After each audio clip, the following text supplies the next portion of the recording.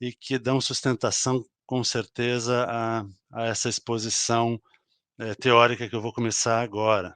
Vocês veem aí então, na tela, que nós estamos já chegando à aula de número 10 do CAD 2022, e o tema de hoje, portanto, é Deus do processo.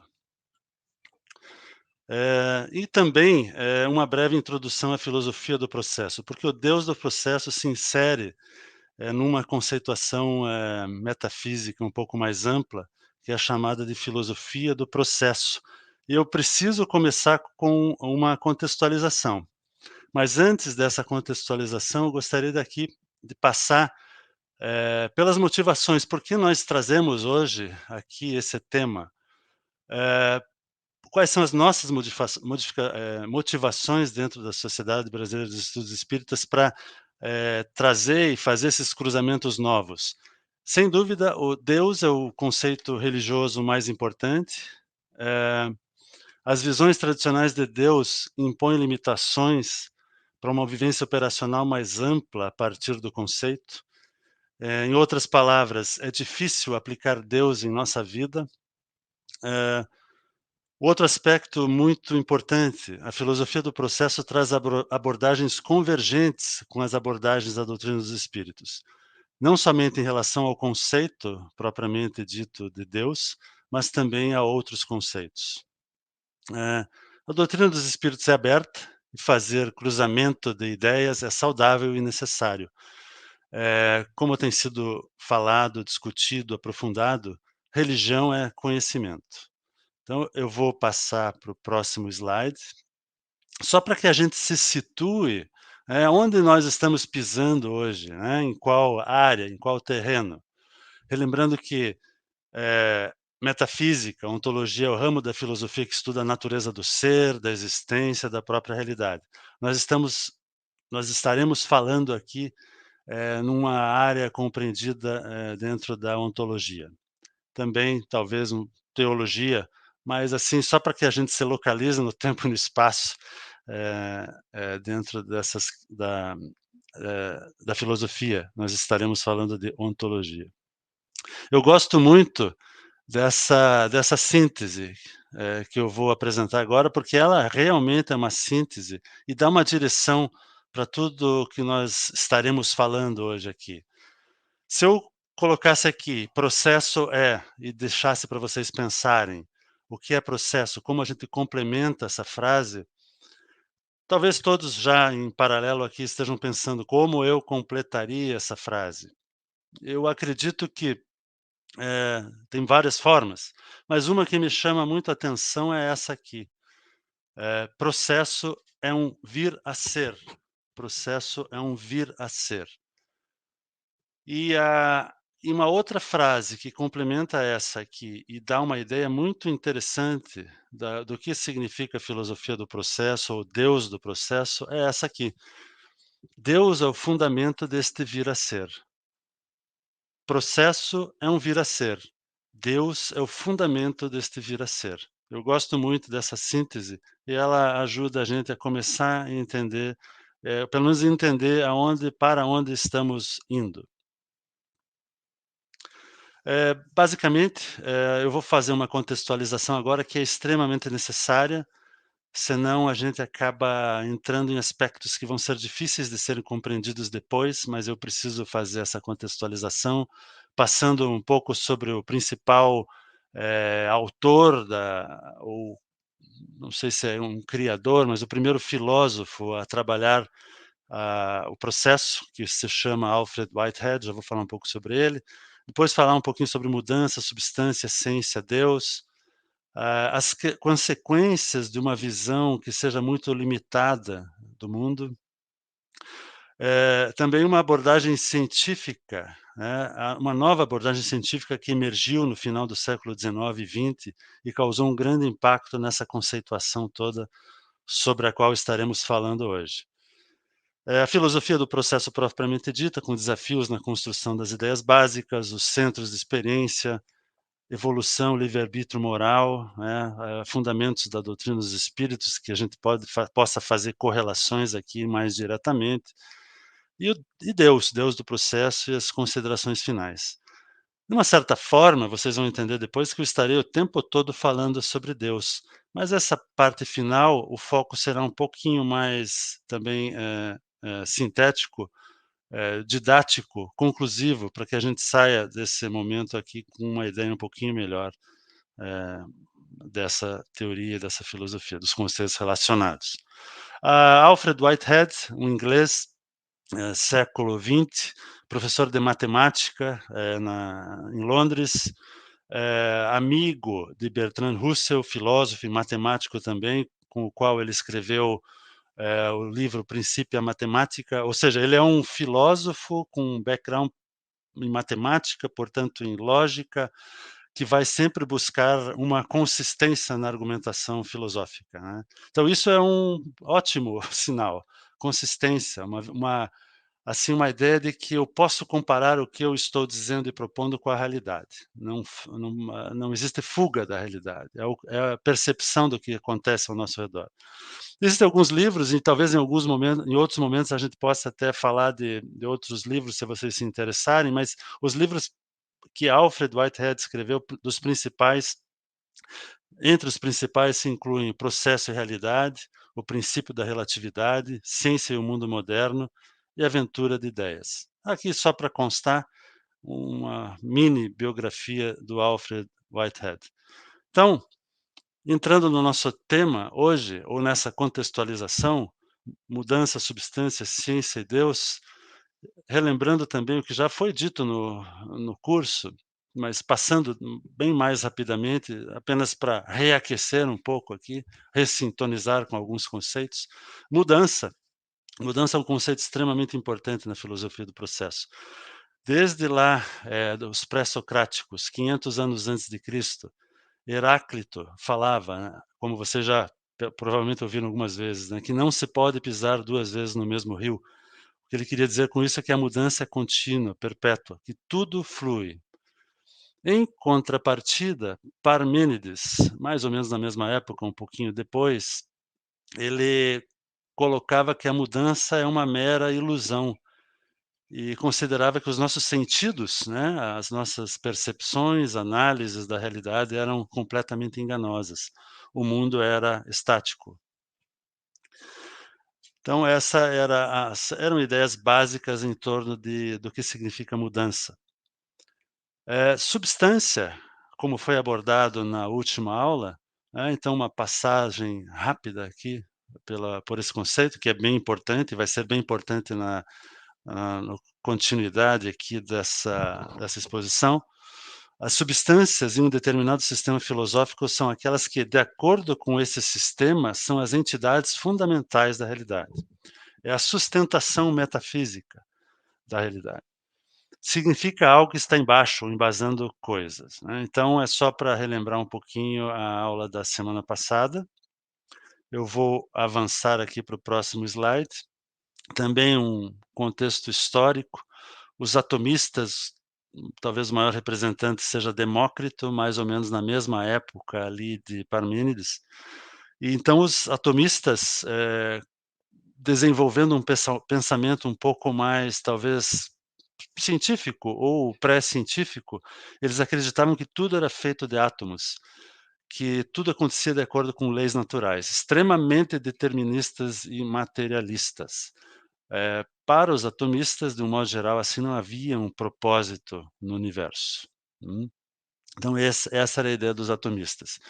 Vocês vejam que 2000 anos depois, Newton, lógico, matematizou todos os conceitos, ou começou a matematizar vários conceitos da natureza, mas ele entendia ainda que matéria era governada de fora, estritamente por leis mecânicas. A matéria inerte sem realidade interior. Eh, a matéria não é capaz de nenhuma espontaneidade. Isso é bem interessante e bem importante, guardem essas ideias aqui para depois. Os átomos eram vistos então como as substâncias duradouras com existência ininterrupta.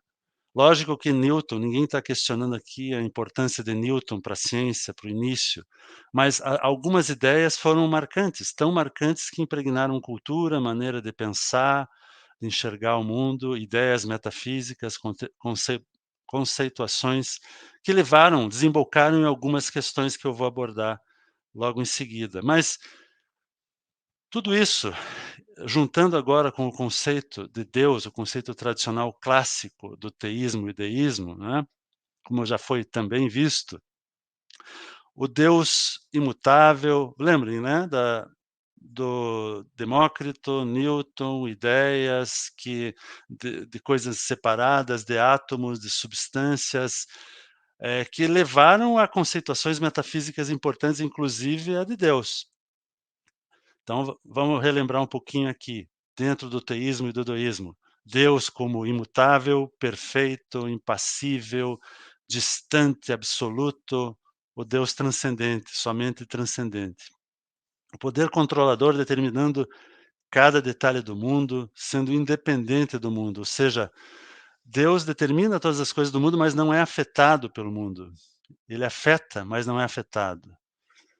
O sancionador do status quo, Deus está prioritariamente interessado em ordem, ele não ele quer só mantém a ordem, mas, e exige que a ordem seja mantida, sem, possibilidades diferentes de crescimento. Essa é a visão teísta deísta.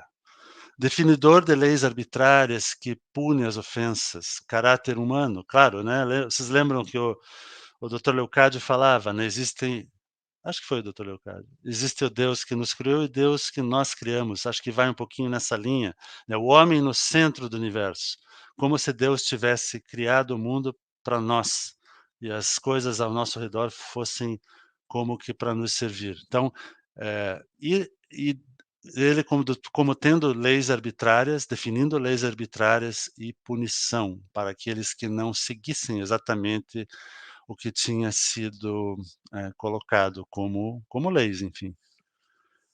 O tempo está eternamente presente para Deus.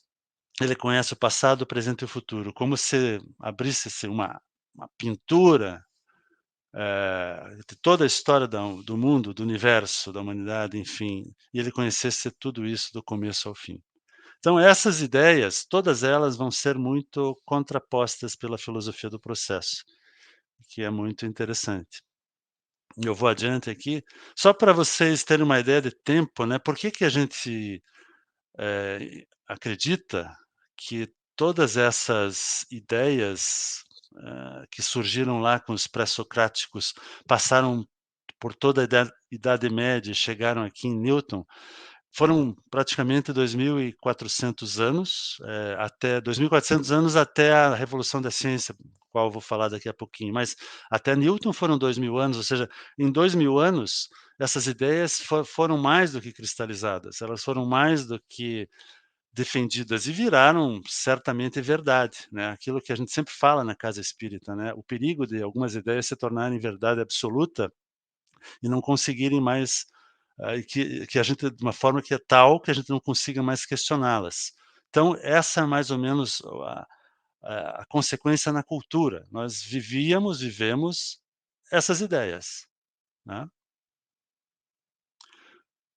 Eh, eu vou passar para o próximo slide, e o próximo slide também é bem interessante e significativo, né, como interpretações limitadas influenciaram visões físicas e, consequentemente, o modo de entender a vida e o mundo.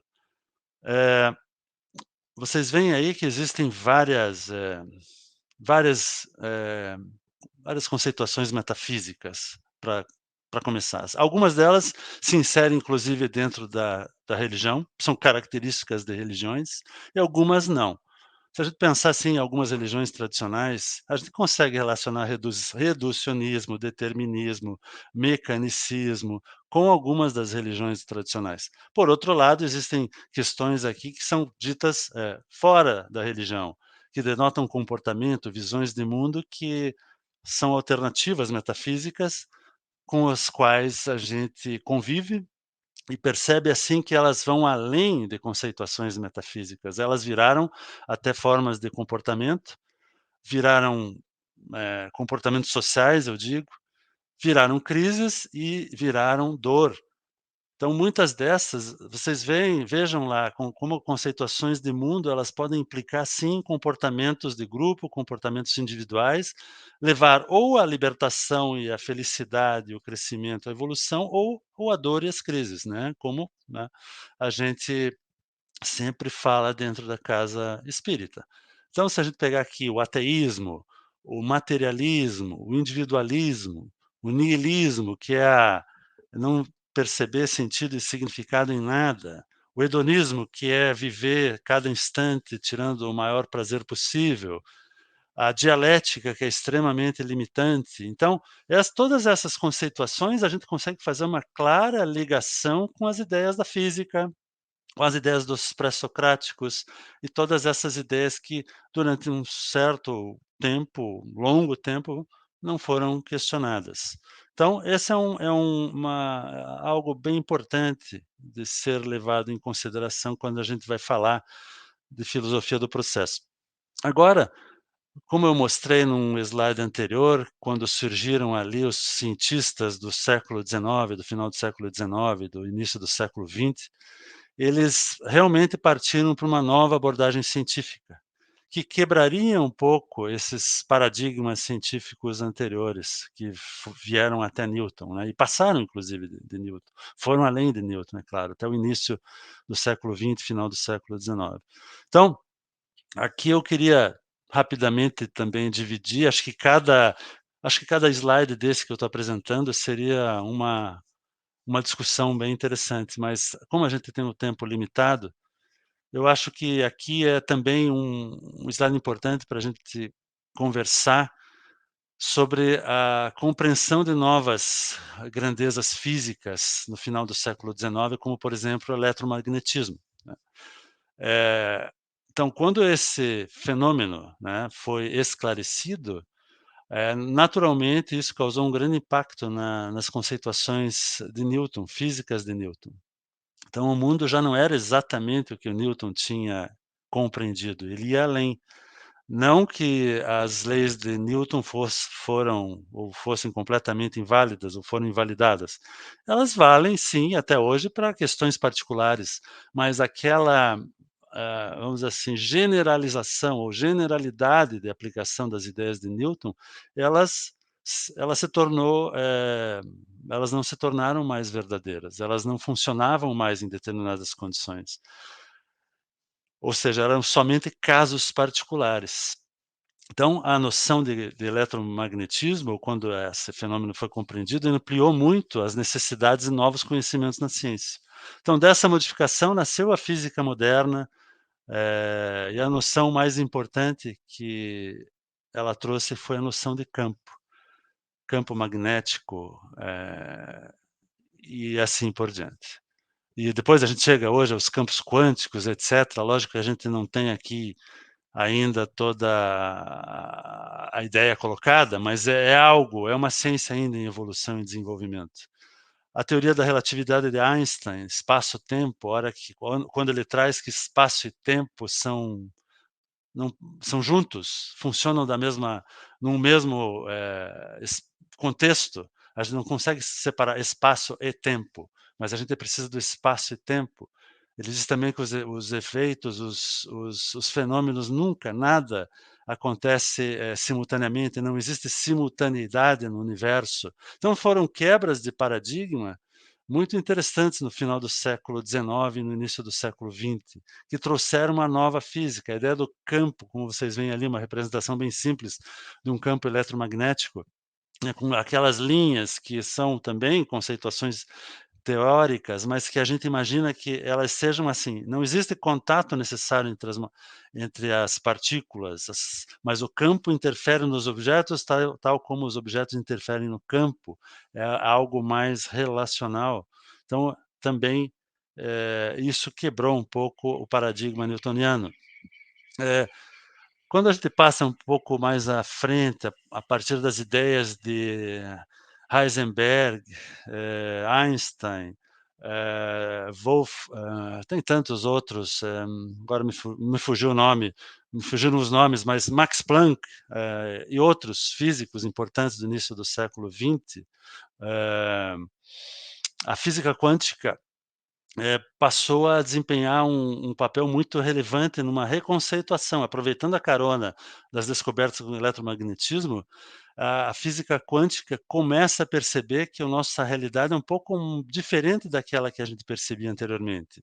A física quântica não descreve mais os objetos, os movimentos, vamos dizer assim, a determinação, a previsão do futuro a partir do presente. Muito pelo contrário, ela começa a descrever a importância que os processos e os eventos têm na realidade, que a gente percebe. A teoria não descreve como colocado nesse slide, a teoria não descreve como as coisas são, mas descreve como as coisas acontecem e influenciam umas sobre as outras, como as coisas são entrelaçadas, né. Uma frase um pouco mais difícil ali na sequência, mas é interessante, a gente captura alguma coisa da ideia, por mais que a gente não entenda cada cada parte dessa frase, ou ela com grande profundidade, mas ela nos dá um sabor do que a física quântica quer dizer.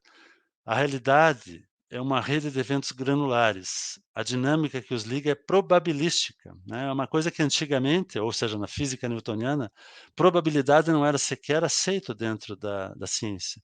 Probabilidade foi assim algo que exigiu muito esforço dos cientistas para começar a entender que a realidade sim é probabilística.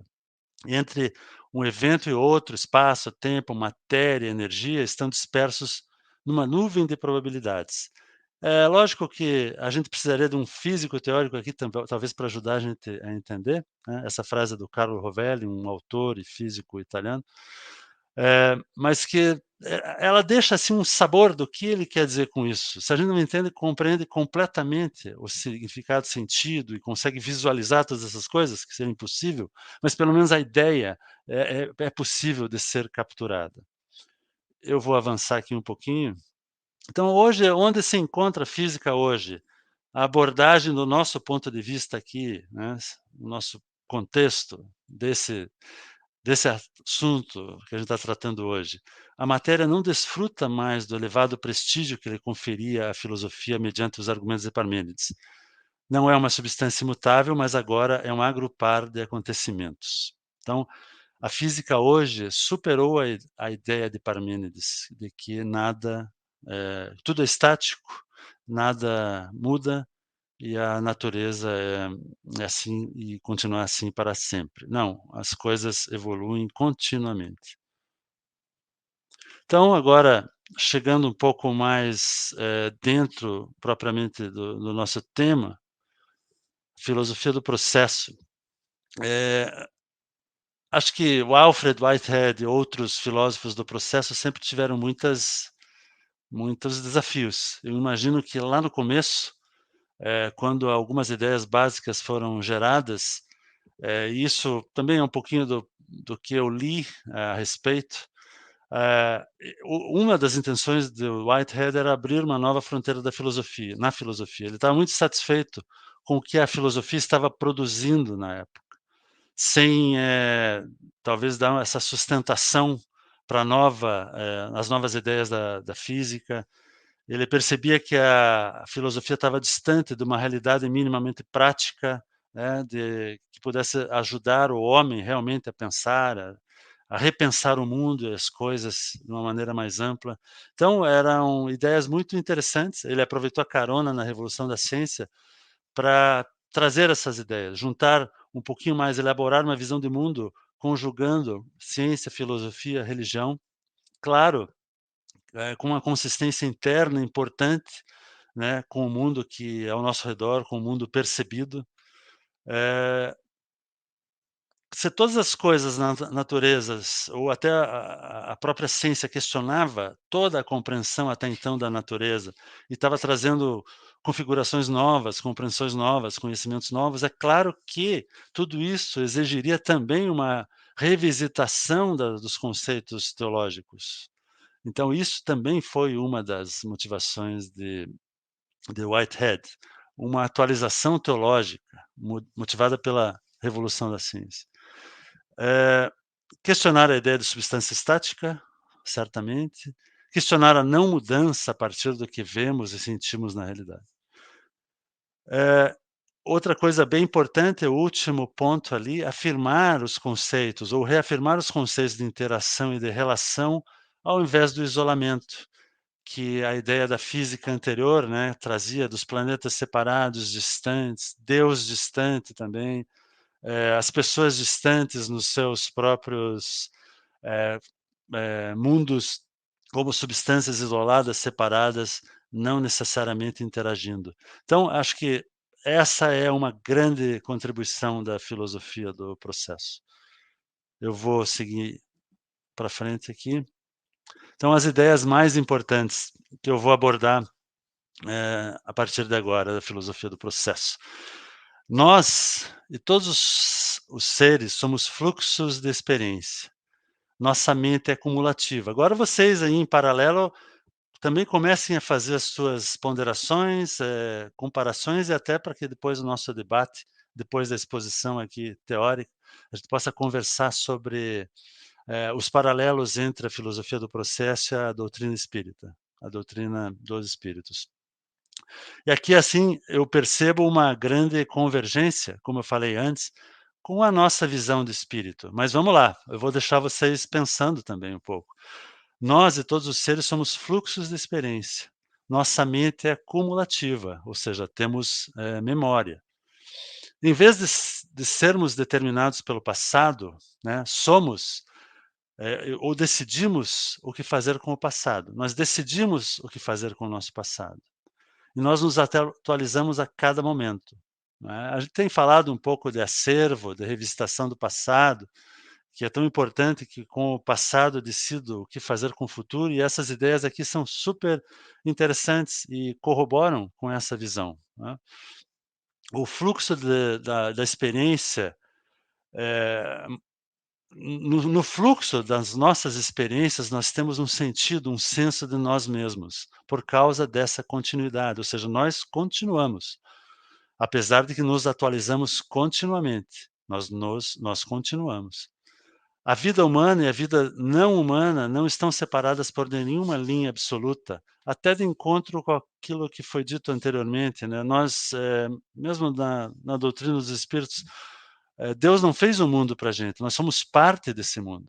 Nós somos parte, sim, importante desse mundo, mas nós não somos, os principais atores desse mundo. Nós temos muitas outros tipos de vida ao nosso lado. E aqui a gente não está nem falando em vida, também a gente não separa que não existe uma separação clara na filosofia do processo entre vida e não vida, porque aqui a gente considera, ou a filosofia considera, desde o átomo, eu vou abordar um pouquinho, depois, até os outros seres um pouco mais simples, até os mamíferos e os seres humanos. Nós somos, segundo a filosofia do processo, centros de experiência, todos nós. Então, há valor em todo tipo de centro de experiência, né. Lógico que alguns são mais sofisticados e conseguem, vivenciar e ter experiências mais significativas, outros são mais simples, mas eu vou abordar, eu já chego, lá, para que vocês façam uma compreensão um pouco melhor. Então, somos criaturas, somos centros de experiência e todos, desde das partículas até nós, seres humanos, possuímos valor. Eh, eu vou passar rapidamente, eu acho que, depois a gente pode discutir um pouco mais essas questões aqui, mas, como eu falei, todos os centros de experiência, têm valor intrínseco. Átomo, por exemplo, simples, limitado quanto às possibilidades de inovações e etcétera, né, existem eventos quânticos, existem, assim, dentro de laboratórios e não só em laboratórios, provavelmente, a gente não sabe, os experimentos já mostraram que os átomos, nós não conseguimos saber qual o caminho que eles escolhem, eles têm comportamentos interessantes, os elétrons, por exemplo, não os átomos, eu estou falando das partículas. Os átomos, eles compostos de partículas, eles sim têm algum tipo de capacidade de inovação, eh, mas eles ainda assim, eles são indeterminados pelos eventos quânticos, né. Eu me atrapalhei um pouco, porque eu queria ter começado, na verdade, pelo elétron, né. O elétron é uma partícula. O elétron, apesar de ser uma partícula muito simples, né, entre aspas, "simples", ele tem uma capacidade de inovação muito limitada, é escolha. Quais caminhos ele segue num experimento físico, por exemplo, a gente não consegue identificar antes, só no momento que ele colide ou tem uma relação externa com algum outro objeto, a gente consegue perceber a posição dele naquele momento. Então, o mesmo elétron, isso que eu queria dizer, ele tem ainda assim uma capacidade de inovação, ele tem escolhas. O átomo, ainda um pouco mais, composto de partículas, né, eh, pedras não têm capacidade elas não têm capacidade de inovação, porque elas são uma simples integração de outros elementos, de átomos ou uma composição, uma comunidade, mas não integrada de partículas, de átomos, enfim, que isso denota, assim, não como eles não são um centro de experiência. A célula, por outro lado, sim, ela já tem um nível de integração, elas podem agir como unidade, um tipo de reatividade no ambiente. Plantas, há uma certa coordenação entre células, mas relativamente pouca organização geral. Então, é assim, só para vocês verem uma gradação aqui no que a gente chama de centros de experiência, vindo desde das partículas, passando pelo átomo, por alguns animais mais simples, chegando aqui, como vocês veem, nos invertebrados, que já tem algum grau, um grau muito maior de liberdade ou de percepção, capacidade de experimentar, daí já como consequência dor e prazer, em função da sua própria capacidade de ter experiências mais significativas. Eh, o desenvolvimento do sistema nervoso, então, torna possível um nível maior de unificação de experiência, tem os vertebrados, aparecem novas formas de memória, de aprendizado, de antecipação, intenção. Nessa gradação ainda de complexidade surgem os mamíferos, que já, possuem habilidades de resolução de problemas, antecipatórias, uma consciência, sentimento, e assim há essa gradação de capacidade, habilidade de abstração que vai chegar no homem, daqui a pouco vocês vão poder perceber aqui que os seres humanos seriam o topo, então, nesse momento dessa gradação de complexidade, de capacidade de ter experiências mais significativas. Então, os seres humanos, eles são então, nós somos o nível mais alto, qual se integram todos os níveis inferiores, todos os níveis anteriores, que mantém os nossos objetivos a partir de consciência, com objetivos, propostas e fins. Depois disso ainda tem, lógico, os símbolos, as abstrações, a cultura, as deliberações racionais, a imaginação criativa, enfim, tudo que o homem vem construindo ao longo da história. Acho que essa passagem aqui ela é um pouco mais, talvez um pouquinho mais complexa até de abordar, mas o que ficam desses 3 últimos slides aqui é exatamente a não separação entre vida e não vida. Todos somos centros de experiência, desde a partícula mais elementar, como um elétron, um próton, um nêutron ou etc., até os seres humanos. Todos passamos por experiências, todos temos um nível de liberdade, um grau de liberdade, maior ou menor, dependendo da nossa capacidade. Todos nós interagimos, todos nós temos capacidade de criar alguma coisa nova. E é a partir daí que eu continuo, né. Sem antes, deixar de lembrar que uma breve comparação entre onde nós estávamos e onde nós estamos agora, né. Nós estávamos na substância e agora nós estamos em centros, faltou um S ali, centros de experiências. Eh, o que que é um centro de experiência em comparação com uma substância? O mental e o neural não são 2 entidades separadas, como no dualismo de René Descartes, por exemplo, né. René Descartes falava da mente, corpo. Aqui a gente tem que ter esse exercício de abstração, de entender que um centro de experiência é uma experiência completa em si mesmo. Ela não precisa do mental, e do físico separadamente. Ela é uma experiência única. Eh, as substâncias permanecem as mesmas em diferentes contextos, né. Os eventos são constituídos de suas relações e dentro dos seus contextos no espaço-tempo. Eh, portanto, os centros de experiência, eles evoluem, eles crescem, eles se desenvolvem.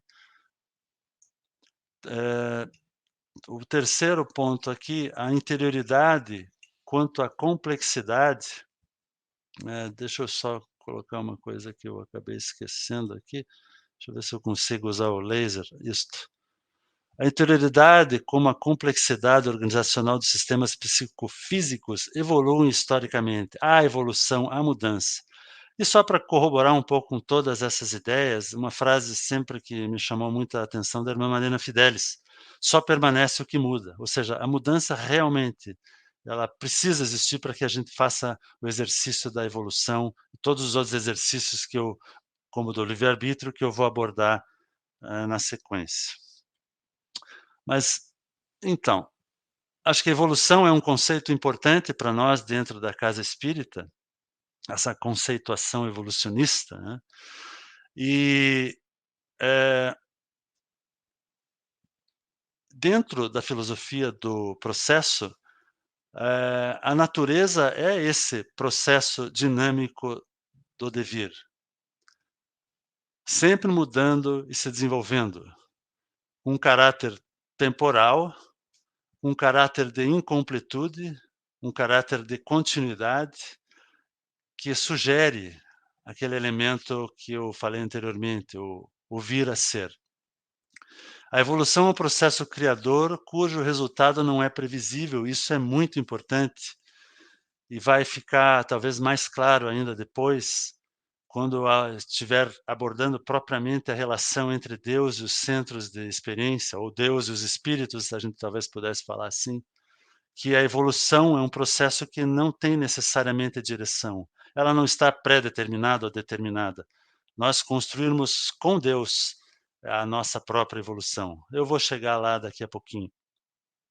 Então, como eu falei antes, todas as criaturas são intrinsecamente valiosas, porque cada uma delas é um centro de experiência, mesmo havendo enormes gradações de complexidade e intensidade de experiência. Eh, agora eu vou de uma forma didática, talvez seja eu corro um risco de ser simples demais nesse momento, mas por outro lado eu acho necessário, porque talvez para mim que tenho lido e estudado um pouco mais filosofia do processo há algum tempo, eh, tenha ficado em algum momento um pouco mais claro o que significa um centro de experiência e quais são essas relações, com a evolução e com todo e totalidade. E eu queria talvez deixar um pouquinho mais claro para vocês aqui agora, que eu entendo que seja difícil talvez, mas eu vou tentar então me arriscar um pouquinho e de uma forma didática compartilhar com vocês alguma coisa que eu acho que pode ajudar na compreensão do conceito. Então vocês vejam aqui, centros de experiência, eles evoluem, eu espero que vocês estejam acompanhando aqui, eu estou, fazendo alguns movimentos de animação na tela, espero que vocês consigam acompanhar. Mas os centros de experiências eles evoluem ao longo do tempo, né. Vocês lembram que são eventos, mais do que ou não são substâncias, são eventos relacionais. Então eles evoluem, eles têm a oportunidade de continuamente se atualizarem, oportunidades de atualização, né. Pense em espírito, por exemplo, agora para ajudar a embasar um pouco mais essa questão. Há uma contínua evolução, contínua oportunidade de evolução. E se eu pegar a minha oportunidade presente, né, então, aqui, desculpa, o passado com ordem e estrutura, certo? O passado com ordem e estrutura, ou seja, eu sou hoje o que eu construí no meu passado. A ordem e a estrutura são preservadas. Mas eu tenho hoje uma nova oportunidade de atualização. Eu tenho uma atualização presente em andamento. Só que essa atualização, ela me permite, inovação e liberdade, através das minhas, escolhas. E aqui, se vocês estão se perguntando onde entra Deus aqui, Deus entra nos 2 lados dessa tela, desse slide aqui. Tanto no passado, como ordem e estrutura, quanto no meu presente, nesse momento presente, como inovação e liberdade. Então, esse é o processo que está acontecendo aqui e agora, é a atualização presente, onde eu sou colocado diante de inúmeras possibilidades, né. Quem coloca essas possibilidades é Deus. Quem coloca a liberdade de escolhas para mim é Deus. Então, todas as possibilidades futuras, Deus coloca essas possibilidades presentes também pensando nas possibilidades futuras, para que eu, como centro de experiência, cause um bem maior. Ajude Deus a construir um mundo melhor. Eu acho essa ideia extremamente interessante.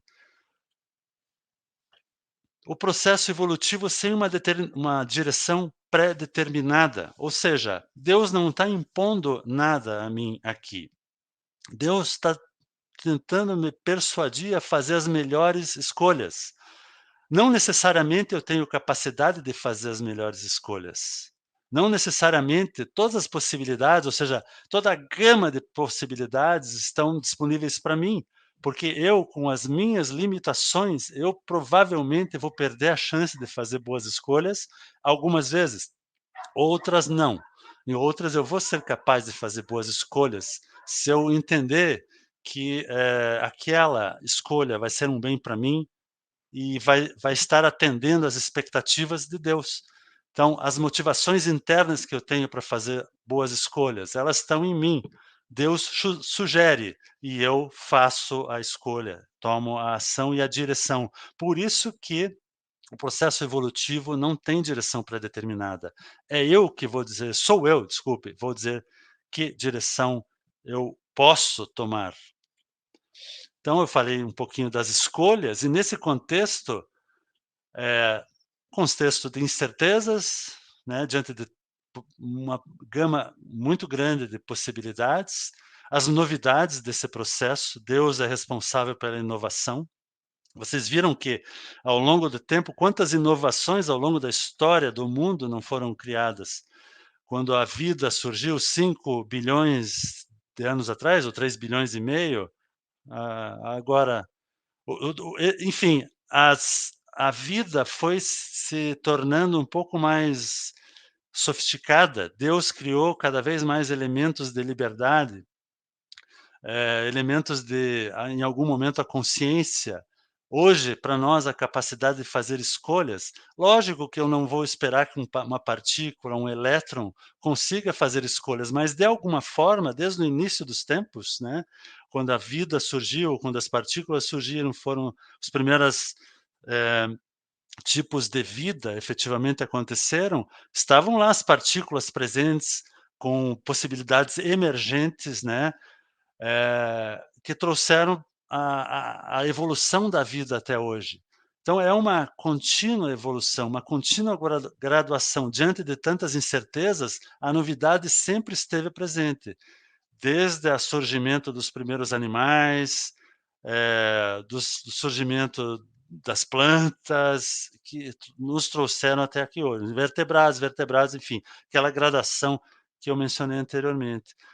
E tudo isso aconteceu num ambiente de intensa incerteza, né, indeterminação, um ambiente de grande complexidade, a emergência que eu acabei de falar, que possibilitou, a partir de combinações de elementos, de substâncias, de vidas, possibilidades de vidas mais complexas, com uma capacidade de escolhas maiores e com capacidade de realizar, quem sabe, como dizem alguns autores do processo, os desígnios de Deus, realmente fazer acontecer um mundo melhor. A partir de todas essas possibilidades que existem. Então, assim, nunca deixando também de lembrar de aspectos que não são dados, né, que a gen o convívio com a emergência, com a não linearidade, com o complexo, imaginando, né, imaginando que a totalidade já esteja aqui posta. Só que nós não conseguimos aprender toda a totalidade por causa das nossas próprias limitações. Então a gente convive com todas essas questões, né, de incertezas, indeterminações, mas, a totalidade está posta hoje. Eh, Só que a gente com as nossas limitações de conhecimento, a gente ainda não consegue aprender toda a totalidade. Um exemplo que me ocorre também é o exemplo do acaso, né. O acaso certamente está disperso em algum lugar ou escondido, não disperso, mas escondido em algum ponto da totalidade. Só que a gente chama de acaso ainda, porque a gente não descobriu como as coisas funcionam totalmente, quais são todas as relações e sub-relações que existem entre os seres vivos, as partículas, as substâncias, etc. Então a gente chama algumas coisas que a gente não compreende direito de acaso, mas certamente o acaso, ele já faz parte hoje da totalidade, basta um dia a gente compreendê-lo de uma forma melhor, mas de qualquer forma, existe inteligência, não existe acaso, mas ou ele precisa ser redefinido, mas existe uma inteligência direcionando todas essas ações, dando para nós inúmeras possibilidades de escolha. Cabe a nós fazermos as melhores escolhas para causarmos o melhor bem possível, para nós e para a sociedade onde a gente vive. Então, eu acho essa ideia aqui muito interessante. Eu vou fazer uma pequena brincadeira agora, né, diante de temas um pouco complexos, mas, vocês já viram aqueles filmes quando no final aparecem os erros de gravação? E eu vou revelar para vocês um erro de gravação meu. Quando pensava essa semana, eu falei, né, da a elaboração do slide anterior, como foi para mim um desafio, apesar de estar pensando, conversando sobre filosofia do processo há algum tempo, vocês vejam, que eu comecei a desenhar o slide anterior dessa forma aqui, dessa forma. Mas se vocês, eh, perceberem, tem uma contradição muito grande nesse slide. Quando eu começo a pensar nos fluxos dos centros de experiência, fluxos de evento, essa aumento desse círculo, aumento do diâmetro dele, né, vocês vejam que eu caí numa própria armadilha, talvez tão impregnado em nós, que é exatamente a ideia da substância tradicional. Eu estava tentando desenhar e mostrar para vocês alguma coisa que seria completamente contraditório com o que eu estou dizendo aqui, né. Algo que não denote um fluxo, relações, mudança, mas alguma coisa que simplesmente cresce no tempo. Então, foi interessante, eu apaguei, eu não vou eu não vou usar esse slide em nenhuma outra apresentação, mas só para compartilhar com vocês e também perceber como nós somos impregnados assim por visões de mundo. Às vezes a gente pensa, puxa, eu acho que aquilo eu já superei, mas não, né? A gente ainda mesmo estudando alguns temas, a gente tem muita dificuldade de sair daquilo que a gente já alcançou. Acho que, por outro lado, vale a pena a gente repensar algumas coisas e ampliar um pouco as nossas próprias possibilidades para fazermos escolhas, né, até melhores depois. Então, eh, acho que, revisitar conceitos é sempre muito bom e não deixa de ser desafiador. Como que o livre-arbítrio se insere dentro desse contexto no qual estamos, agora?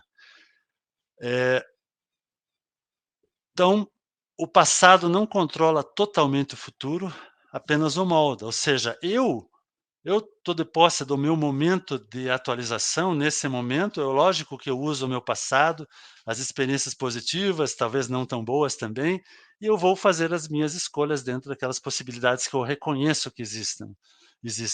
E é lógico, o meu passado vai sempre estar, de certa forma, moldando o meu futuro, mas eh,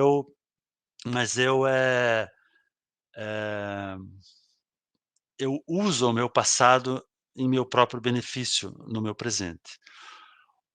O futuro não existe, exceto como um conjunto de possibilidades de eventos que nunca ocorreram, né, como acabei de mostrar naquele slide. Muitas coisas nunca aconteceram, mas as tenho como possibilidades. Se eu quero que elas aconteçam, eu preciso descobrir, fazer a melhor escolha possível, nessa parceria que eu tenho com Deus, e quem sabe, enfim, atingir, alguns dos meus objetivos. Eu crio o meu futuro. O futuro não existe, ele está por ser, descoberto, e isso acontece a cada nova atualização, a cada novo momento. Somos responsáveis pela nossa escolha, Deus oferece as possibilidades, eu já falei sobre isso. Existem escolhas que produzem um bem maior do que outras, é claro. Somos o ator e o portador da cultura, como já disse o irmão Grimm, isso eu relaciono isso profundamente com o livre-arbítrio, somos nós que agimos, né, sobre o mundo, sobre a nossa cultura e a definimos como e ela é uma consequência das nossas ações, e ela é uma consequência, de como queremos ver e criar o mundo.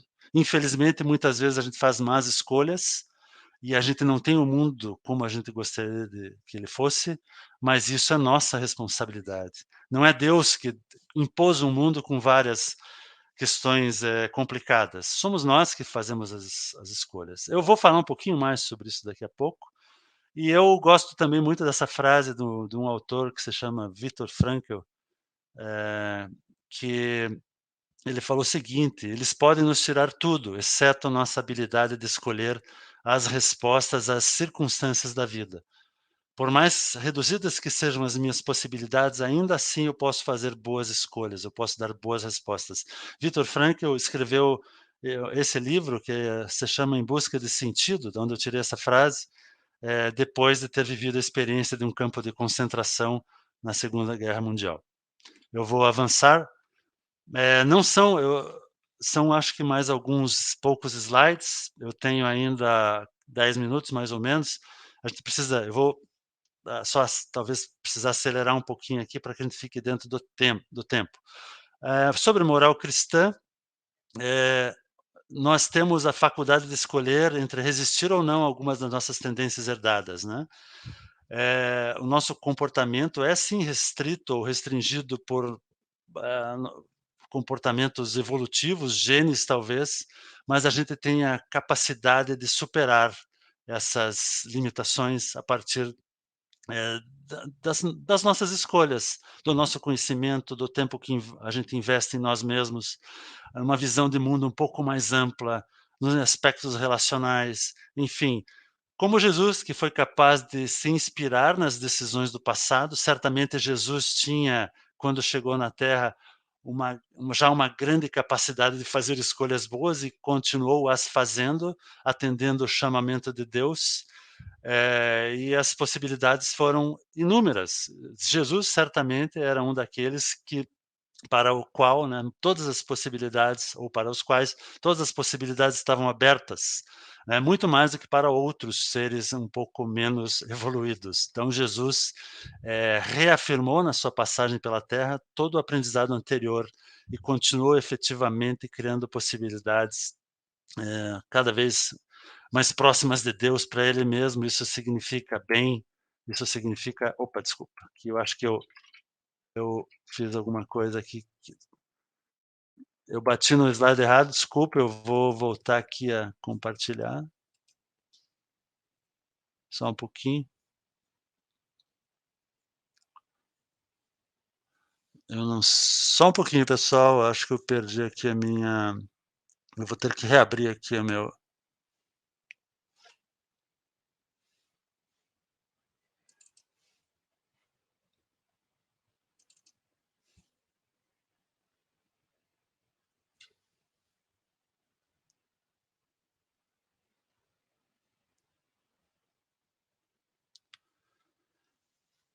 Então, só continuando para a gente não perder muito tempo, enquanto o slide eu já coloco o slide na tela outra vez, eh, o Alfred Whitehead coloca que nós somos, é muito importante nós não teríamos valor moral se nós não Se nós não entendêssemos, é muito mais difícil ter a visão moral da vida, se a gente não entende que a gente não é isolado, que a gente não tem, relações, importantes com os nossos semelhantes, com a natureza, com Deus. É impossível desenvolver uma visão moral. Eu espero que vocês estejam vendo agora, outra vez. Eh, então, necessariamente a moralidade está ligada a uma amplitude de visão. Se eu me vejo completamente desconectado dos outros, provavelmente eu não vou ter uma ação ética e moral adequadas. A ética surge quando percebemos que nossas vidas se entrelaçam.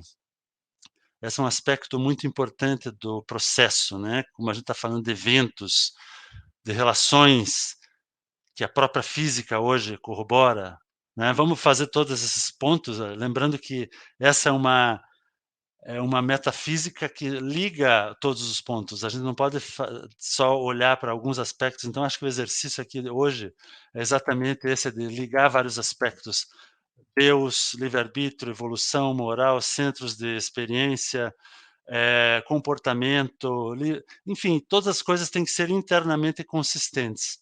Então agora eu vou falar um pouquinho do Deus do processo. Apesar de já estar falando bastante de Deus há algum tempo, tentar resumir um pouco aqui, simplificando um pouco algumas coisas talvez, mas Deus é a ordem e a novidade do universo.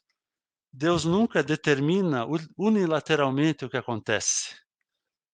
O papel de Deus é nos conduzir a sermos mais ativos e evitar o sofrimento. Deus não tem mãos além das nossas. Isso é muito interessante, porque às vezes a gente pensa: "Puxa, Deus poderia ter evitado aquele mal, aquele acidente, aquela circunstância", mas, Deus, não tem capacidade para isso. Deus, ele age através de nós. Deus não tem mãos, esse é o significado dessa frase. Nós temos mãos que devem trabalhar com Deus, para Deus, em sintonia com as ideias do bem que Deus quer proporcionar à humanidade. Mas ele não tem a capacidade de impedir um acidente, porque ele não tem mãos, por exemplo. Então isso é muito interessante, desafiador para a gente, mas faz parte dessa conceituação que é como um dos aspectos mais importantes. Cabe a nós causarmos o melhor bem possível, agirmos de forma coerente a evitar o mal, mas Deus age através de nós e não diretamente. Deus compartilha a experiência, de toda criatura, Deus conhece tudo que existe, mas não o futuro. Claro que Deus não conhece o futuro, porque o futuro não existe ainda, ele está sendo criado. Deus é um componente importante da inovação, da evolução, mas o futuro, ele está sendo criado e Deus não conhece, apesar de conhecer todas as criaturas, conhecer tudo o que aconteceu no passado, mas ele não conhece o futuro. Eh, a metafísica do processo entende cada novo evento como conjunto do passado daquele centro de experiência, sua própria ação e da ação de Deus. Embora Deus transcenda o mundo, Deus é imanente ao mundo, de um modo específico na produção de cada evento. Não há uma sucessão de eventos puramente naturais interrompida por lacunas onde somente Deus opera. É bem interessante, porque em alguns momentos a ciência progrediu tanto, deixou cada vez menos espaço para o Deus tradicional, né, que o Deus tradicional, a partir do crescimento do conhecimento através da ciência, ficou com pouquíssimo espaço para operar. Mas essa não é a ideia da filosofia do processo. Deus não opera nas lacunas. Deus opera a cada instante, a cada momento, na nossa atualização, na atualização de todos os centros de experiência, na atualização de todas as criaturas, vamos dizer assim, né. Deus é eterno e imutável quanto ao caráter e ao propósito, né, a gente viu que Deus cria a ordem e a estrutura naquele slide anterior. Deus cria a ordem e a estrutura, eh, e é imutável quanto ao caráter e ao propósito, mas temporal, nesse sentido, por influenciar-se pela interação com o mundo, com a gente. Deus apresenta ao mundo novas possibilidades, isso eu já falei antes, né. Deus é fonte de inovação, está presente no interior de cada evento. Então, é um Deus de persuasão, não é um Deus de coerção, como muitas religiões colocaram. Nós temos muitas possibilidades, acho que Deus tem muita paciência com a gente, muita, muita, muita paciência, porque Ele sempre nos dará novas oportunidades e possibilidades, não vai nos coagir a tomar esta ou aquela decisão e muito menos vai nos punir por tomarmos esta ou aquela decisão. Deus é um Deus de persuasão, infinita paciência, isso eu lembro muito de espíritos evoluídos, né, eu lembro do irmão Leocádio, do irmão Grimm, repetindo tantas vezes a mesma coisa para a gente, né, e repetiam, e repetiam, e repetiam, e eles percebiam que a gente tinha muita dificuldade de entender, de mudar comportamento, mas eu acho que essa é uma característica muito próxima de Deus, a capacidade de ter paciência, e persuadir ao invés de coagir. Acho também essa questão do Deus do processo, fantástica. Considerações finais, o meu tempo está esgotado, eu vou passar rapidamente para aquele tempo para a gente, conversar, um pouco depois. Então, o pensamento do processo rejeita determinismo, admite possibilidades alternativas, aceita a presença entre os eventos, tanto do acaso, como eu falei, mas é um acaso muito mais do desconhecido, por não conhecermos, do que um acaso como algo inexplicável. O organismo de qualquer tipo é um padrão altamente integrado, dinâmico de eventos. O mundo é uma rede de interações, isso é extremamente importante na filosofia do processo. Pensamento de processo leva em conta 2 aspectos, eh, vistos de dentro de fora, né, que são a continuidade e a mudança. Vocês viram lá até naquele meu, né, tentativa didática ali de explicar o centro de experiência, continuidade e mudança. Esse é o meu último slide.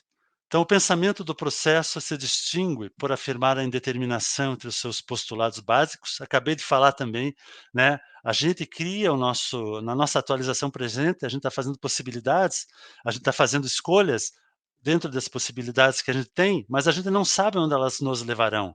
Quais são os desdobramentos? Serão os desdobramentos dos desdobramentos e assim por diante. Então, a gente tem que admitir indeterminação, incerteza, né? O que mais eu posso falar aqui? Afirma a existência tanto de ordem como de abertura na natureza, passado é ordem, futuro é abertura, e o pensamento do processo reconhece possibilidades alternativas, potencialidades que podem ou não se realizar. Há várias influências sobre o resultado de um evento, mas nenhuma delas o determina de modo absoluto. Então, Deus é uma parte importante, mas ele não determina de modo absoluto. Nós somos uma parte importante, mas nós não determinamos também as consequências, os resultados das nossas escolhas, sozinhos. Há essa parceria com Deus. Eu gostaria de agradecer a todos agora, muito obrigado pela atenção, e a gente vai lá então para o link do Teams, né, o link do Teams. Até já.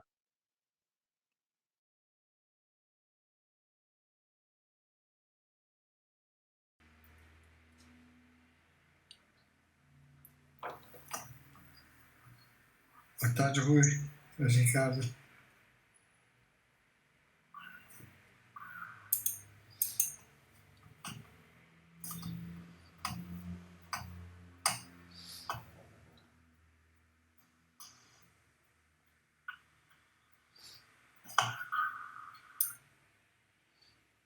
Oi, pessoal.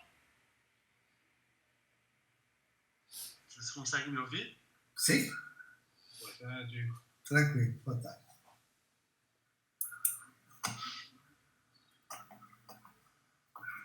Todo mundo bem?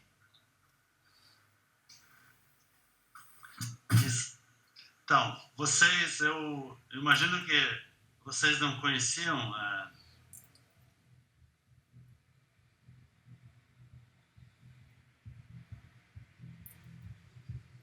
Sumiu sua voz. Sua voz desapareceu, Mário. Desculpa, acho que vocês conseguem me ouvir outra vez, né?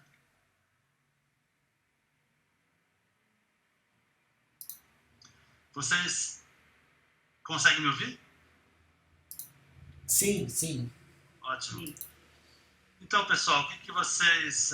perguntas, eu acho que é um tema desafiador, difícil, primeira vez talvez que vocês estejam vendo, mas, enfim, vocês têm perguntas, gostariam de fazer perguntas, o que chamou a atenção, o que não ficou claro, por favor.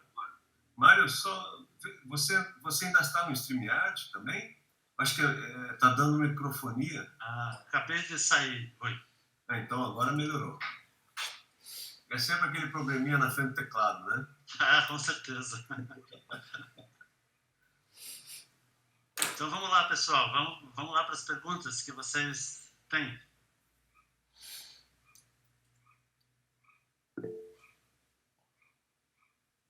Boa tarde, professor. Boa tarde. Eu vou fazer uma colocação que eu achei, assim, gostei muito da sua aula, né? Eu acho que são muitas reflexões, acho que cada slide realmente acho que daria, assim, muitos debates, muitas perguntas, enfim.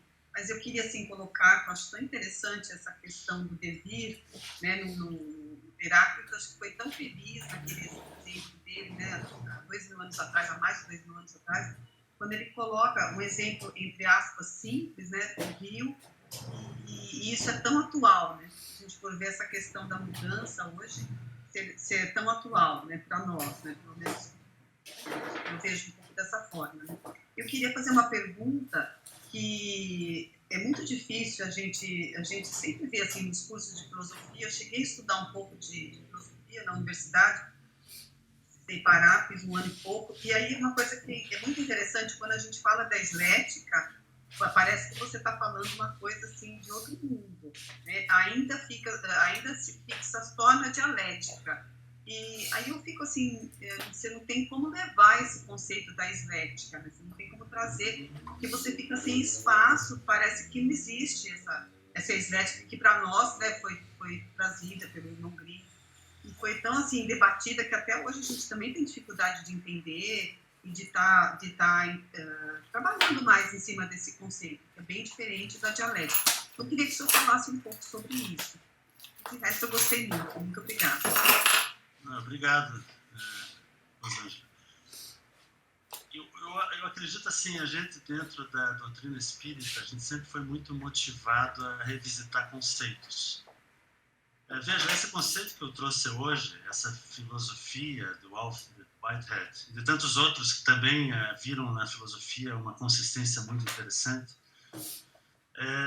acho que se incutiu na gente, especialmente na SBE, pelos nossos espíritos mentores, o irmão Grimm, o irmão Leocádio, os nossos colegas mesmo, a nossa necessidade de revisitar para ampliar os nossos próprios conceitos. Quando o irmão Grimm trouxe o termo eslética, ele foi um susto no começo, porque era uma palavra nova e a gente demorou muito tempo para entender o que ele queria dizer com aquilo.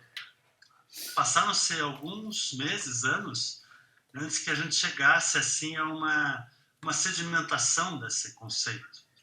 Hoje eu acho que falar em eslética é tão tranquilo dentro da SBE, por exemplo, dentro desse grupo aqui, que ela já não denota mais um desafio, ela é parte, né? Como vai ser parte, talvez um dia, uma compreensão mais ampla sobre não linearidade, sobre complexidade, sobre totalidade. Então, os conceitos eles vão se integrando à medida que a gente se permite, né? A gente se debruça sobre eles e faz uma interpretação nova.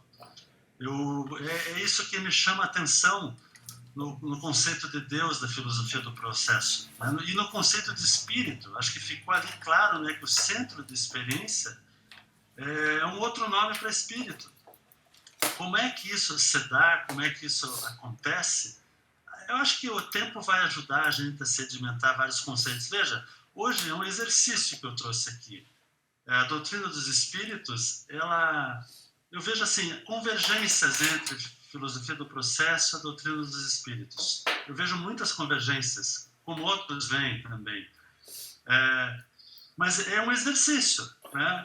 Até que ponto a gente concorda com o centro de experiência, até que ponto a gente concorda que com uma filosofia que traz que não existe um limite muito bem definido entre vida e não vida, entre uma partícula atômica e um ser humano. É desafiador, mas talvez aí mesmo que resida a beleza de revisitar, ou a beleza do novo, não só de revisitar, mas a beleza do novo. Então, é muito importante a gente ousar a sair um pouco da nossa caixinha, e os espíritos da SBE, ao longo do tempo, sempre nos deram muito essa oportunidade. E eu acho que eles nos prepararam, enquanto coordenadores da SBE, participantes da SBE, monitores, estudiosos, eles nos prepararam para ousar um pouco mais. Eu acho que a nossa obrigação é ousar um pouco, sim, para que a gente no futuro possa recontextualizar cada vez melhor a obra do irmão Leocádio, a obra do irmão Grimm, os ensinamentos da irmã Marina Fidelis e dos nossos companheiros aqui também, que estão no nosso lado no dia a dia. Eu não sei exatamente se eu respondi a tua pergunta, mas eu acho que tudo é um processo, literalmente, Rosângela. Tudo é um processo. E a gente tem que aprender a conviver com os processos. Eu acho que como você foi chamado de você, claro, você colocou, né, entre nós, né, aqui, depois de escutar tanto, de estudar, de ter os coordenadores, né, que nos ajudam muito a entender, é mais tranquilo, né? Mas ainda a gente às vezes ainda sente um pouco de receio, né, de avançar, né, de romper com esses... Eu sei que causa algum limite, né? Mas eu acho que é muito bom a gente não estar sossegado no nosso canto. É muito bom a gente perceber o incômodo. Vou fazer uma brincadeira, mas é verdade. Eu ainda tenho medo do ruim, né? Porque, assim, essa cara assim, muito séria, assim, às vezes eu falo, gente, eu tenho medo eu até hora que eu vou digitar alguma coisa por ele, eu tenho até medo, né? Porque eu acabo digitando errado. Então a gente traz ainda. Eu estou brincando, mas é verdade, é um pouco verdade. A gente traz um pouco essas limitações, né? Mas muito obrigada, gostei muito mesmo. Viu? Muito obrigado. Quem vai perguntar agora? Cristiane Petrelli. Então, eu só queria afirmar todos esses conceitos que o senhor pode, professor. Me ocorre assim que isso tem tanto de revolução aí, né? Que dentro da potencialidade, a força criativa da vida, a questão da própria conexão que é mais ampla, né? Mais abrangente. Então, isso abre um horizonte tão amplo que ele demanda uma abertura nossa também, muito ampla, né? Então, isso me vem essa ideia realmente de revolução, porque muda tanto a visão, é tão amplo mesmo, que você, né, leva um choque com todo esse novo, né? Porque parece que as perspectivas todas implicam nessa mudança para todos os outros olhares, né? Já que estão conectados às outras. Tudo se torna repensado.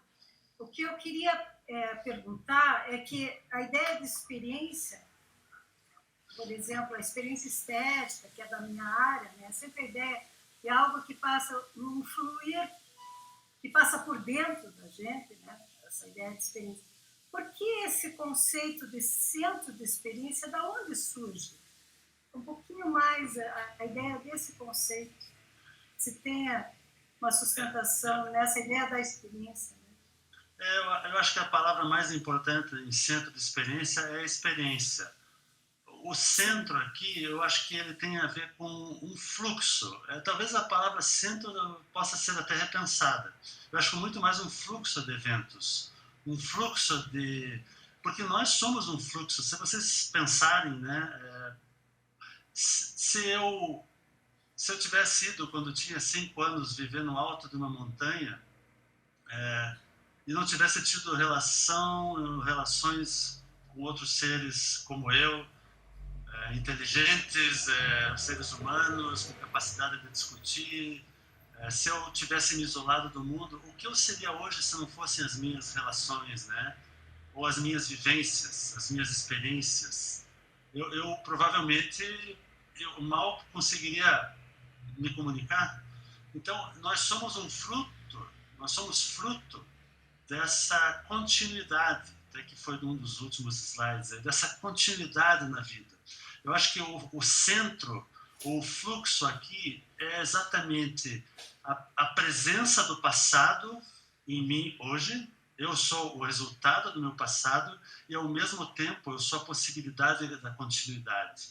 Talvez aí a gente pudesse achar uma terminologia um pouco mais adequada, mas acho que o fluxo, o centro de experiências é isso. Eu sou o resultado da construção que eu fiz. E o que vem pela frente é a continuidade de um resultado de relações que eu vou continuar fazendo com as outras pessoas, na minha profissão, nos meus estudos, as minhas interações com a natureza, enfim. Eu acho que é isso, Cristiane. Eu acho que talvez Sim, sim. a ideia seja essa. Obrigada, professor. Sim, entendi. A Nájila pediu a palavra.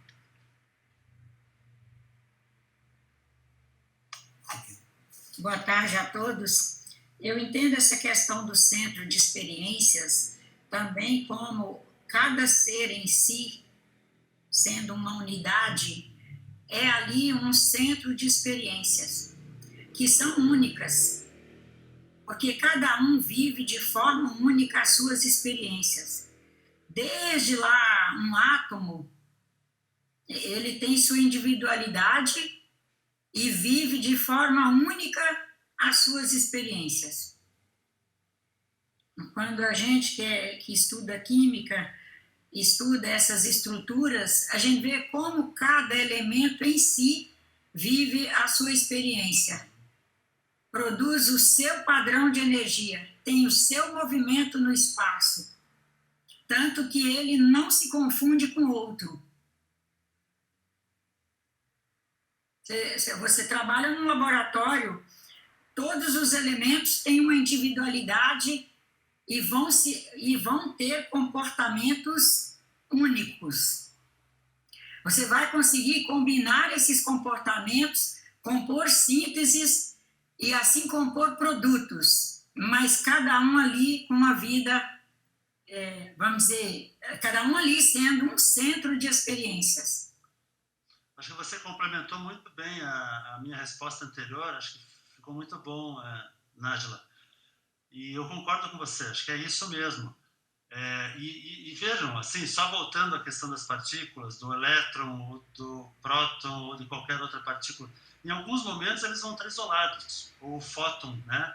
Mas em alguns momentos eles vão se combinar com outros centros de experiência, tendo outras experiências, novas possibilidades, impactando e se entrelaçando com outros eventos. Então, por isso que eu gosto também da palavra fluxo, né? Centro talvez seja uma coisa que lembra algo um pouco mais estático, mas eu gosto do fluxo de experiência. Talvez até a gente possa repensar e rebatizar, não é uma boa palavra, mas a gente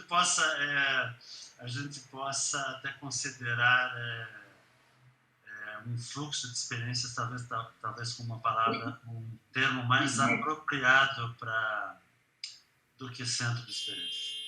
Não, mas eu não vejo o centro como estático.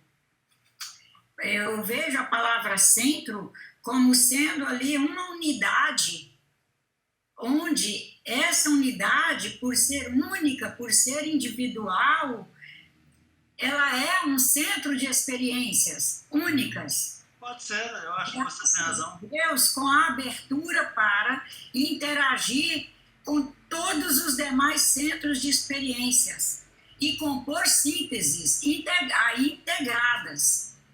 Integramos, por exemplo, aqui um grupo, onde cada um sendo um centro de experiências aberto e com capacidade de integrar a todos e com todos, vamos compondo sínteses,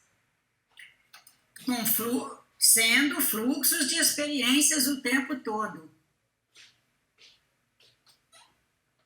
Sim, acho que é um bom ponto. Eu concordo com você.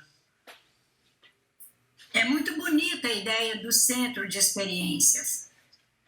Imagina você olhar para um vaso de planta e saber que ali é um centro de experiências. Uhum. Você interage com aquele ser e juntos compõem experiências. Você põe água, você de vez em quando aduba, de vez em quando aumenta o sol, de vez em quando diminui o sol para aquele ser que você descobre que ele não é para tanto sol assim quanto você está oferecendo a ele a possibilidade, e juntos esses centros de experiência estão ali interagindo. Você tem lá uma microempresa, uns funcionários, cada um é um centro de experiências e você é um centro de experiência, e os clientes que entram são cada um centro de experiências, e juntos estamos ali integrando para compor momentos melhores, num enorme esforço de compor momentos melhores para todos. Sem dúvida. E sobre Deus, pessoal, assim, o que chamou a atenção, o que foi novo, ou também é desafiador em termos de compreensão?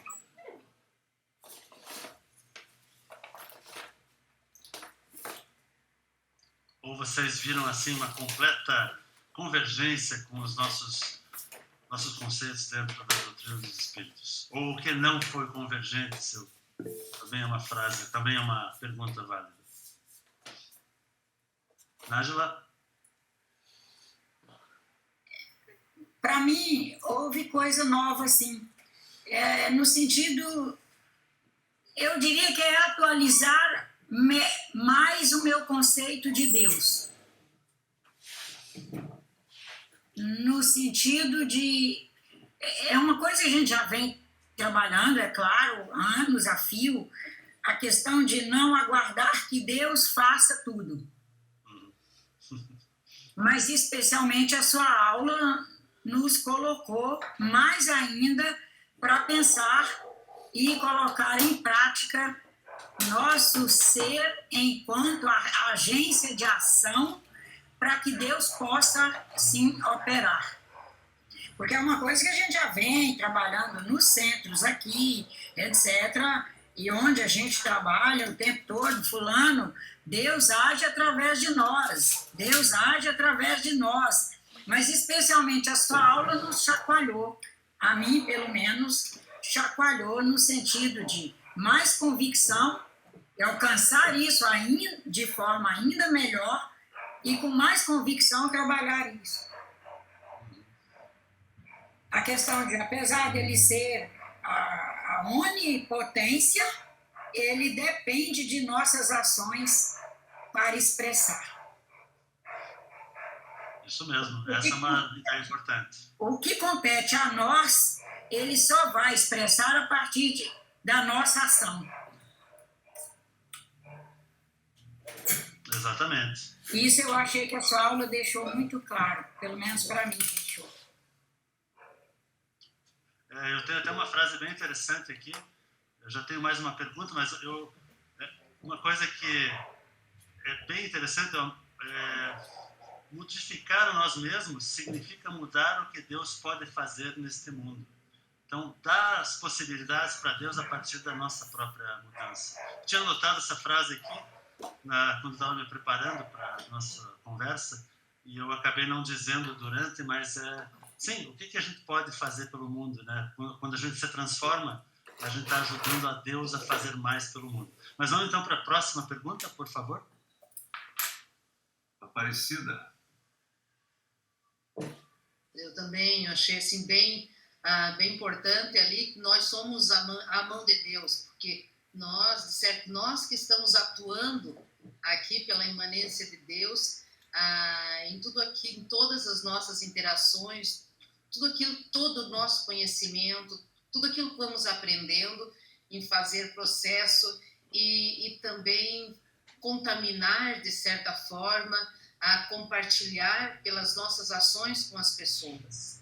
Então, assim, vai ser bastante forte essa questão que nós somos as mãos de Deus, que nós somos a ação de Deus, que nós, então, de certa forma, nos faz com que o nosso, a gente tem muito mais, não preocupação com o nosso livre-arbítrio, na verdade, direto no nosso livre-arbítrio, do que nós estamos fazendo com esse conhecimento que temos, com essas interações que fazemos, com todas essas experiências que nós estamos fazendo todos os dias. E também ali a questão que Deus não sabe o futuro, claro, porque nós estamos construindo o futuro também, né? Está sendo construído por cada um de nós todos os dias. Deus não sabe o futuro. Mas será?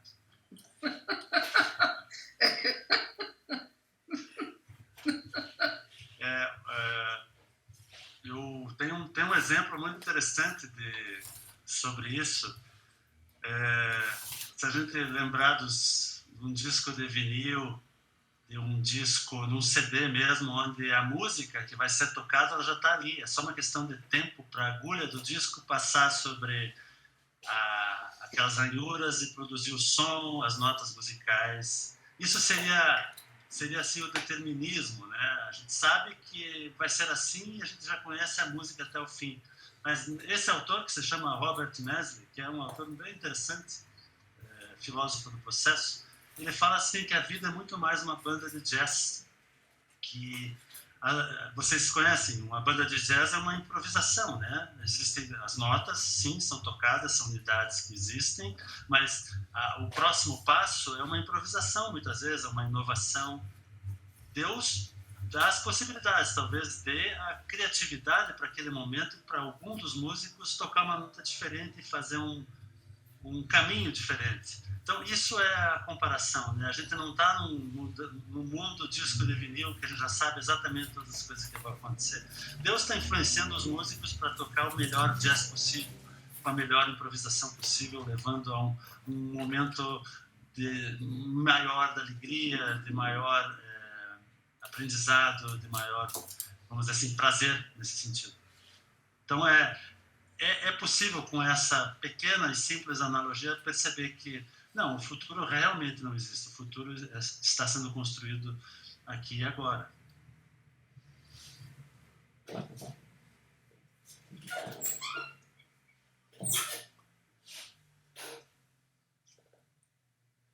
Eu vou fazer a mesma pergunta que a Aparecida. Será? É que eu estou lembrando agora do conceito de existente, que também o irmão Green nos trouxe. E ele fala do existente em repouso, que é o passado, do existente revelado, que é o presente, mas ele fala do existente em trânsito, que é o futuro, né? Então, só a palavra existente já coloca uma grande interrogação sobre existe ou não existe, né? Eu me lembro que, quando eu conversei com o professor Maurício sobre as premonições, né, os quadros fluídicos que ele sempre descrevia para nós no início das aulas do Irmão Green, eu perguntei para ele como é que ele via isso, porque como é que nós podemos antecipar algo que não existe, né? Que ainda não existe. E ele me disse assim, olha, eu acho que já aconteceu. Ele não conseguiu dizer mais do que isso. Então, essa é uma questão em aberto ainda, né? Uhum. Até o próprio processo trabalha um pouco essa questão antecipatória. Existem, mas com algumas limitações, que é possível prever de alguma forma o futuro, ou entender o que vai acontecer no futuro, mas é que talvez o domínio da situação seja tão grande que a gente consiga imaginar quais seriam os desdobramentos daquela ação. Mas existem, talvez, sim, questões aí para serem melhor entendidas, Rui. O que a filosofia do processo traz é isso. Existem, talvez, momentos de antecipação, mas que não, talvez, nesse sentido de que o futuro esteja, de alguma forma, parcialmente já escrito. É uma questão para a gente continuar estudando e debatendo. Eu acho que é sempre muito bom. Só isso já dava mais uma aula. Muito mais, muito mais. Anágila. Eu acho que nessa questão das premonições, o que toda essa gente, que isso vem desde a antiguidade, né, os profetas, aquela coisa toda, é um unir de pontos em cima de experiências, de processos que a humanidade já está fazendo. E daí já há uma possibilidade muito grande de aquilo vir a acontecer. E esses grandes médios enxergam, fazem a leitura prévia. A gente vê que as premonições que o professor Mauri foi descrevendo para nós ao longo das aulas, eu sempre voltava das aulas dele refletindo sobre elas, e quando eu extrapolava dele para a caminhada que a humanidade estava fazendo, eu via uns pontos de conexão que já estavam muito bem firmados, que se a humanidade não mudasse, era questão de dias para aquilo realmente acontecer. E como a mudança nem sempre acontece na direção para diluir aquela possibilidade, a possibilidade ia só aumentando no sentido de acontecer.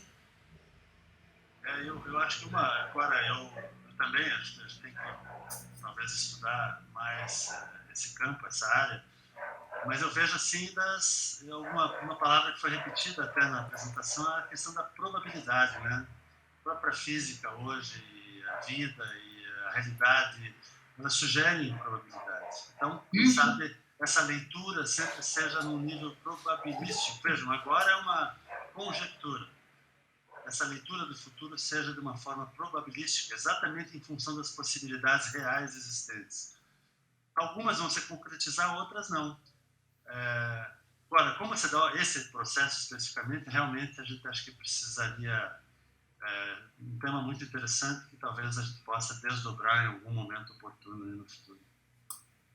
Eu acho que o caminho é esse mesmo, Mário. Desculpe estar interrompendo, estar me intrometendo, mas quando você coloca a questão das probabilidades, eu acho que estaria o fio da meada, digamos assim, né? Porque se nós aceitamos que o futuro é um conjunto de probabilidades, o futuro já existe como probabilidade. Então, é uma existência real, né? É uma existência real.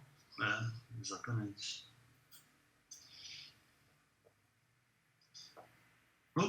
Só um adendo. Quando a gente estuda universos paralelos, por exemplo, na física, tem um exemplo muito interessante. Quando você vai se deslocar de um ponto A a um ponto B, por exemplo, na cidade onde você mora, você tem várias alternativas que você pode fazer o deslocamento. Você pode fazer a pé, de bicicleta, de carro, de helicóptero, enfim, logo também de teletransporte, enfim, tem N possibilidades. Quando você escolhe a possibilidade, a alternativa que você vai colocar em prática, portanto, que você vai materializar, você entra numa lógica ligada àquela escolha. A realidade que você vai presenciar pedalando uma bicicleta é diferente da realidade que você vai presenciar se fosse de automóvel. Então, são dois universos paralelos que existem simultaneamente. N universos paralelos, né? Mas você, quando faz a escolha, você dá concretude àquela realidade, que é realidade para você, mas não é para outros, né? Isso é realmente algo assim extremamente complexo, mas fascinante, né? Porque dá uma ideia mais ou menos do que possa ser as tais premonições, né, Nájila? Talvez probabilidades mais prováveis em função da convergência de variáveis anteriores criam, digamos assim, uma expressão mais forte onde os médiums que têm essa capacidade pré-cognitiva conseguem perceber, né, e fazer a descrição. Assim como... Pode falar, hein? Não queria falar. Assim como, por exemplo, um profissional que seja estudioso dedicado, e especialmente aqueles que conseguem associar a dedicação ao estudo, que vai gerar o especialismo, e a alma agindo ali, eles conseguem fazer previsões que são verdadeiras premonições. Eu vivi uma experiência de um médico que disse para uma pessoa: fulano, a sua situação hoje é esta, esta, esta, esta. Se você parar de alcoolizar hoje, você ainda tem chance de se restaurar e viver 100 e muitos anos. Se você parar 6 meses e voltar, você já diminui isso muito. Se você não parar, eu te dou mais ou menos tantos anos. E deu lá um X anos para a pessoa. A pessoa não parou e naqueles X anos ela desencarnou. Exatamente como ele colocou, inclusive. Você vai produzir uma úlcera no seu estômago, você mora no meio rural, até que você conseguir sair desse meio rural, de uma cidadezinha pequena de interior, chegar na cidade, sair de sua fazenda, chegar na cidade, encontrar uma ambulância que esteja disponível para te trazer para essa cidade aqui, que é um polo médico melhor, você vai se sucumbir. Não vai dar tempo. Não vai dar tempo. E aconteceu exatamente o que ele previu. Ele conseguiu unir pontos, um processo de conhecimento, o processo no encontro com aquela pessoa, avaliar, aí são processos acontecendo, um processo de olhar para aquela pessoa, ver o todo, é um médico que tem essa coisa maravilhosa de olhar pela alma e pela parte científica, eles conseguem unir pontos.